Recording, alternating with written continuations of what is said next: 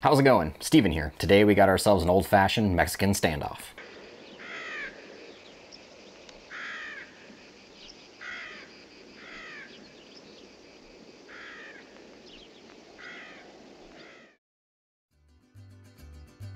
Prior to the Spanish conquest of the Aztec Empire, many alcoholic and low-alcohol beverages similar to beer existed and continue to exist. Barley-based beer in Mexico existed as far back as Cortez's soldiers, who made very small and limited batches of beer similar to what they'd find back home. It wasn't until 1544 that a brewery making these types of beers would manifest in Mexico. Don Alonso de Herrera's brewery is considered the first brewery in Mexico, and first in the Americas, brewing European styles. Sadly, it wouldn't last long. Issues like competing with the popularity of native alcoholic drinks, ingredient expenses and scarcity, and difficulty holding on to qualified staff took their toll. Taxation and regulation encouraged Mexico to import beer and wine from Europe, while traditional drinks were minimized or prohibited. The last mention of Herrera's brewing venture was in 1552. It's only known it didn't survive beyond his death. While no known or historically noteworthy breweries that I could find filled the hole it left behind, this beer tradition seems to have quietly continued on. The end of the Mexican War of Independence meant an end to the colonial restrictions on alcohol, which would lead to a boom in the later portion of the century. The largest contribution to this boom came from a wave of European immigrants, particularly Germans, and the capital, thirst, brewing knowledge, and/or experience they brought with them for this beer, as a whole host of breweries opened to take advantage of this soaring demand. All of this would eventually lead to these three beers. All right, nice pale yellow color,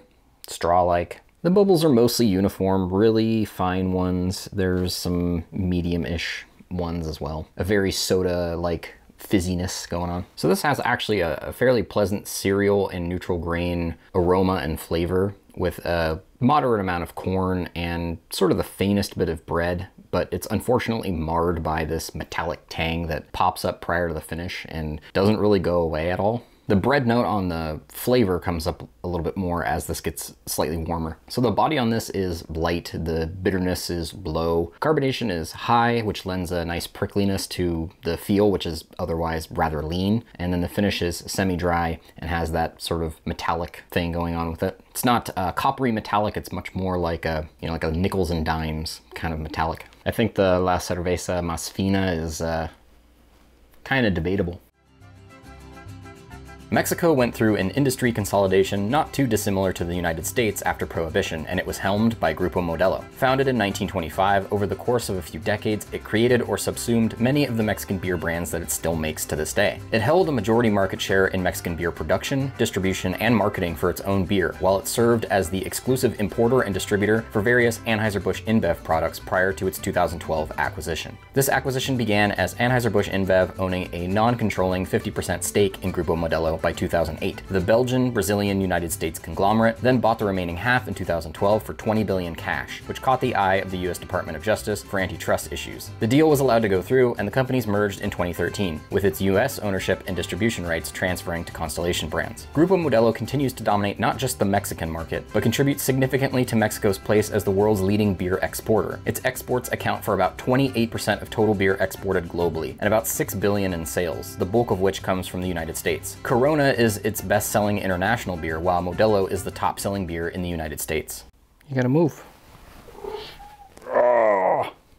Well, you don't need a clock to know what time it is. Very different color from the Corona Extra. Much more of a coppery tinge, almost like ambery, not quite there. Bubbles are a little less uniform. So much more of a mixture of medium and larger bubbles. I keep trying to resuscitate the foam on this because I need to be able to smell. So we've got something a lot different in the Modelo. This has a pretty strong bready foundation, which leans much more toward the toasted and bread crust end of the spectrum. Alongside that is a fairly strong corn note as well, and even sort of a faint spiciness. So we're even getting some hop character out of this that we probably wouldn't expect out of this beer. So the body on this is light, but does definitely have a little bit more heft to it than the Corona does. Bitterness also fairly low. Carbonation is high. This has a much crisper texture to it, and then the finish is dry and surprisingly clean. Having this, it's not really a huge surprise that this is the most popular mass market lager in the United States right now. Mexico had to contend with a very similar situation to the United States when it came to ingredient selection in its early beer days. Most of beer's traditional ingredients had to be expensively imported or substituted for ingredients that were cheaper or more abundant locally. Corn is one of these substitutions. Corn, or maize, is a grass that was domesticated from wild teosinte, native to Central America roughly 9,000 to 7,000 years ago, and spread throughout the Americas. Corn became prevalent in Mexican beers because it's in its ideal growing region, and its light color, high sugar, and low protein content make it a reasonable addition to a lager's grist given the limitations at the time. Corn became a key component of early Mexican beer generally, and North American beer more broadly, and it's why it remains so common in these beers.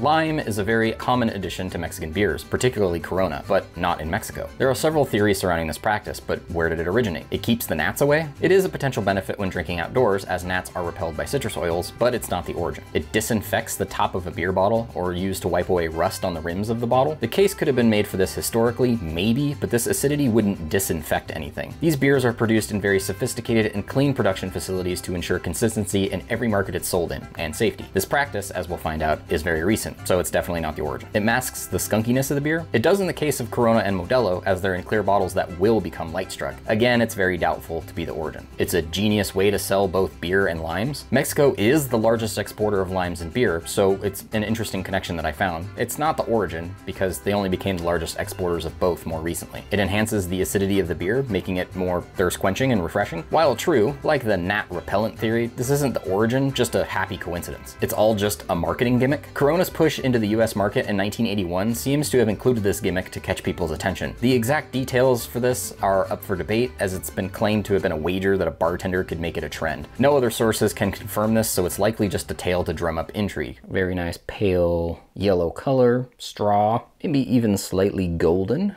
Bubbles are pretty similar to the Modelo, actually. Much more significant mix. So Pacifico is kind of an in-betweener. It has that cereal and neutral grain foundation that Corona Extra has, minus that unfortunate metallic tang. It has a pretty strong bready presence, but it doesn't lean toward the lightly toasted or bread crust end of the spectrum like Modelo does. And then it has about the same amount of corn as the other two do. This does sweeten up quite a bit once we're getting into the warmer stages of this. The body is light like the Corona Extra, maybe one notch heavier, but a few notches behind the Modelo. The bitterness is low like the other two. Carbonation is similarly high. The feel is quite crisp, and then the finish is dry and clean. So overall, these beers aren't terrible, but nothing to get terribly excited about. And I guess that's kind of the point. If you're potentially going to be served these in a bottle, go ahead and skip the Corona and Modelo to avoid the inevitable skunkiness that comes from life in a clear beer bottle. If it's on draft or in a can, go ahead and go with Modelo or Pacifico, depending on your preference. Corona should be skipped in every case because La Cerveza Más Fina, it's not. Cheers,